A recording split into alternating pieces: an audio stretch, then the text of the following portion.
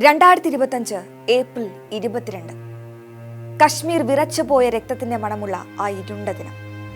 Mini Switzerland എന്ന വിളിപ്പേരുള്ള ഭൂമിയിലെ സ്വർഗത്തിൽ വെച്ച് നിരപരാധികളായ 26 പേരെയാണ് ഭീകരവാദികൾ കൊന്നൊടുക്കിയത്.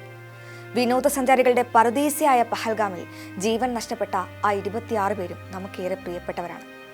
പക്ഷേ അവർക്കിടയിൽ സെയ്ദ് ആദിൽ ഹുസൈൻ ഷാ എന്ന ചെറുപ്പക്കാരന്റെ ഓർമ്മകൾ അല്പം കൂടി തെളിഞ്ഞു നിൽക്കും. പഹൽഗാമിൽ നിന്ന് ഏകദേശം 20 കിലോമീറ്റർ അകലെയുള്ള ഹപത്നാർ ഗ്രാമത്തിൽ നിന്നുള്ള കശ്മീരി യുവാവ്. പിതാവ് സെയ്ദ് ഹൈദർ ഹുസൈൻ ഷാ, മാതാവ് ബിബി ജാൻ, സഹോദരങ്ങൾ, ഭാര്യ, ഒരു കുഞ്ഞ്, ഇവരൊക്കെ അടങ്ങുന്ന ഒരു വലിയ കുടുംബത്തിന്റെ ഏക അത്താണി. കശ്മീരിലെത്തുന്ന വിനോദസഞ്ചാരികളെ ബൈസറൻ പോലുള്ള മനോഹര സ്ഥലങ്ങളിലേക്ക് കുതിരവണ്ടിയിൽ കൂട്ടിക്കൊണ്ടു പോവുക, അവരെ സുരക്ഷിതമായി തിരിച്ചെത്തിക്കുക, അതൊക്കെയായിരുന്നു ആദിലിന്റെ ജോലി. വെറും 300 രൂപ മാത്രമായിരുന്നു ആദിലിന്റെ പ്രതിദിന വരുമാനം. എന്നത്തെയും പോലെ ഏപ്രിൽ 22-നും കുടുംബത്തോടൊക്കെ യാത്ര പറഞ്ഞ് ജോലിക്കായി വീട്ടിൽ നിന്ന് ഇറങ്ങിയതായിരുന്നു ആദിൽ. വിനോദസഞ്ചാരികളുമായി ഹബത് നഗറിൽ നിന്ന് ബൈസറണിലേക്ക് എത്തുന്ന സമയത്തൊന്നും തന്റെ ജീവിതത്തിൽ വരും മണിക്കൂറുകളിൽ സംഭവിക്കാൻ പോകുന്ന ആ വലിയൊരു ദുരന്തത്തിന്റെ വിദൂര ചിന്ത പോലും ആ യുവാവിന് ഉണ്ടായി കാണില്ല. തന്റെ കുതിരവണ്ടിയിൽ കയറിയ വിനോദസഞ്ചാരികളുമായി ബൈസറൺ താഴ്വരയിലെ പുൽമേടുകളിലേക്ക് ആദിൽ യാത്ര തിരിച്ചു. ദക്ഷിണ കശ്മീരിലെ അനന്ത്നാഗ് ജില്ലയിലെ പഹൽഗാം എന്ന മലയോര മേഖലയിൽ നിന്നും കേവലം 5 കിലോമീറ്റർ മാത്രം അകലെയുള്ള ബൈസറൺ താഴ്വര വിനോദസഞ്ചാരികളുടെ ഇഷ്ട കേന്ദ്രങ്ങളിലൊന്നാണ്.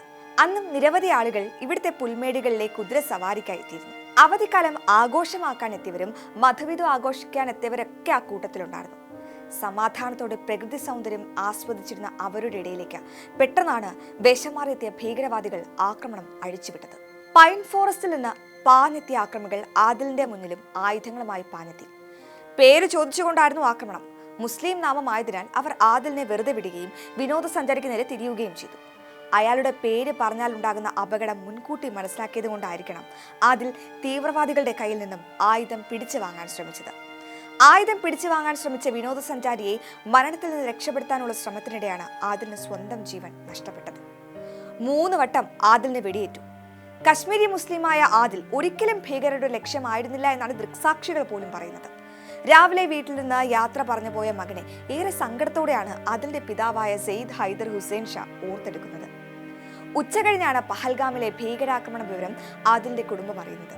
ആദിലിനെ തിരഞ്ഞ് പോലീസ് സ്റ്റേഷനിലെത്തിയ കുടുംബത്തെ കാത്തിരുന്നത് അവന്റെ മരണവാർത്തയായിരുന്നു.